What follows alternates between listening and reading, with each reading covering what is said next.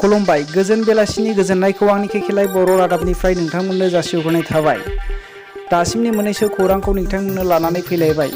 अन्नानै रादाबखौ जोबजासे खोनासंलां आरो चेनेलखौ दासिमबो साबस्क्राइब खालामाखैब्ला अन्नानै साबस्क्राइब खालाम। दानिया फै जोङो दिनैनि गाहाय रादाबाव। दिनैनि गाहाय रादाबाव दङ मोनसे गोनांथार बाथ्रा। धुबरी जिल्लानि सामाद पुलिस थानानि खाथियावहाय सासे बर' गथ'आ आन्दायनानै दङ देरखाट गामियाव होननानै मिथिनो मोननाय जादों। दा सोरबाफोर नैबे थाम्बनेलाव नुनाय गथ'खौ नुयोब्ला बयबो खिन्थाहरनो हागोन। थाबैनो न'आव मोनहैनाय बायदि मिथिनो मोननाय बायदिब्ला सानब्रै जाफैबाय होननानै मिथिनो मोननाय जादों। गथ'आ गावनि मुंखौ दिबित बर' बसुमतारी होननानै खोन्थादों।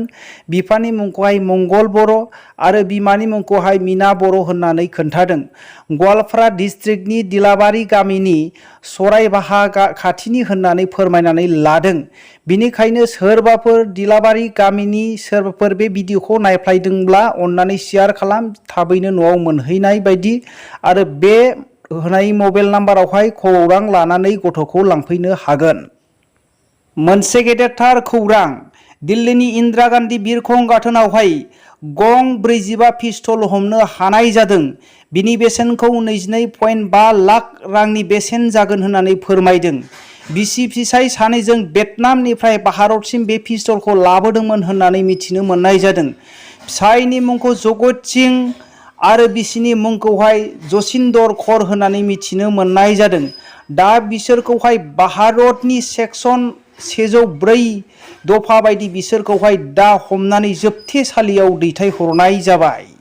मोनसे गेदेरथार खोनाफेरै खौरां। जोंनि भारतनि रेलवे डिपार्टमेन्टआ 10 दाननि सासे हिनजावसा गथ'खौ रेलवे सरकारावहाय साख्रि सोबाय। बे जाथाया छत्तीसगढ़आवहाय जादों।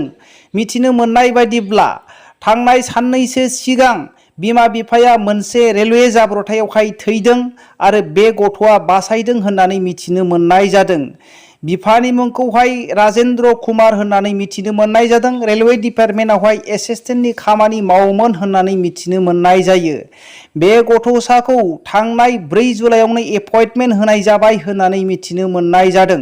दा गथ'खौ खांनायनि मुङावहाय बेखौ साखरियाव सोबाय होननानै मिथिनो मोननाय जादों आरो बे साखरिखौहाय 18 बोसोर फुरा जायोब्ला जयेन लानानै मावनो थाखाय एपइन्टमेन्ट होबोनाय जाबाय आरो बे एपइन्टमेन्टखौ सासे मानसिनि आखायावहाय दायित्व होनानै दोनबाय होननानै मिथिनो मोननाय जादों। बेजों लोगोसे दिनैनि रादाबा एसेनोसै। रादाबखौ जोबनायसिम खोनासंनायनि थाखाय बयनिसिमबो खौथि खौथि साबायखर थाबाय। जै बर' हारिनि जै।